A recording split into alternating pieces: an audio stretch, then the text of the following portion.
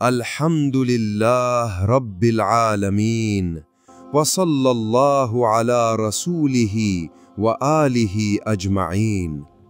اما بعد، یہ وہ الفاظ ہیں جو دلوں کو جھنجھوڑتے ہیں، عقلوں کو بیدار کرتے ہیں، روح کو جلا بخشتے ہیں اور انسان کو اس کی حقیقت سے روشناس کراتے ہیں۔ خطبہ جات صرف الفاظ کا مجموعہ نہیں، بلکہ یہ وہ ناصحانہ کلمات ہیں جو سیدنا علی ابن ابی طالب علیہ السلام جیسے علم و حکمت کے سرچشمہ کی زبان سے نکلے، جو کبھی عدل کی صدا بنتے ہیں، کبھی معرفت کی روشنی اور کبھی حق کے لیے بلند ہوتا ہوا اعلان۔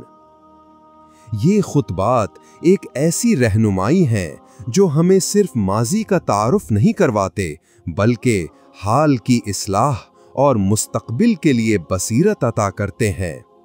پس آئیے ان خطبات کو سنیں، سمجھیں اور ان سے سبق لے کر اپنی انفرادی اور اجتماعی زندگی میں روشنی پھیلائیں۔ نہج البلاغہ کے عظیم خطبات حضرت علی علیہ السلام کی بصیرت افروز تعلیمات کے آئینے میں حق کی پہچان۔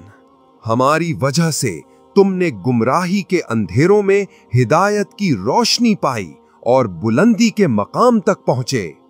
ہمارے سبب سے اندھیری راتوں کی تاریکی ختم ہو کر ہدایت کی روشنی میں بدل گئی۔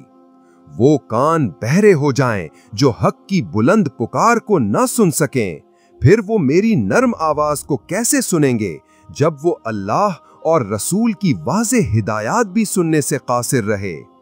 اللہ کا خوف رکھنے والے دل ہمیشہ مطمئن رہتے ہیں، لیکن میں تمہاری بے وفائی اور بہانوں کو پہلے ہی سمجھ چکا تھا۔ اگرچہ دین نے تمہیں مجھ سے چھپا رکھا تھا، مگر میری نیت کی سچائی نے تمہارے اصل چہرے مجھ پر ظاہر کر دیے۔ میں ہمیشہ سیدھے راستے پر کھڑا رہا، لیکن تمہیں کوئی رہنما نظر نہ آیا۔ تم نے کنویں تو کھودے مگر پانی نہ نکال سکے۔ آج میں نے اپنی خاموشی توڑ کر حق کو بیان کر دیا ہے۔ وہ شخص گمراہ رہے جس نے مجھ سے کنارہ کشی کی۔ جب سے مجھے حق دکھایا گیا میں نے کبھی شک نہیں کیا۔ حضرت موسیٰ کو بھی اپنی جان کا خوف نہیں تھا، بلکہ انہیں جاہلوں کے غلبے اور گمراہی کے تسلط کا ڈر تھا۔ میری خاموشی کی وجہ بھی یہی تھی۔ آج ہم حق کو باطل کے دوراہے پر کھڑے ہیں۔ تمہیں میری قدر اس وقت معلوم ہوگی جب میں تمہارے درمیان نہ رہوں گا۔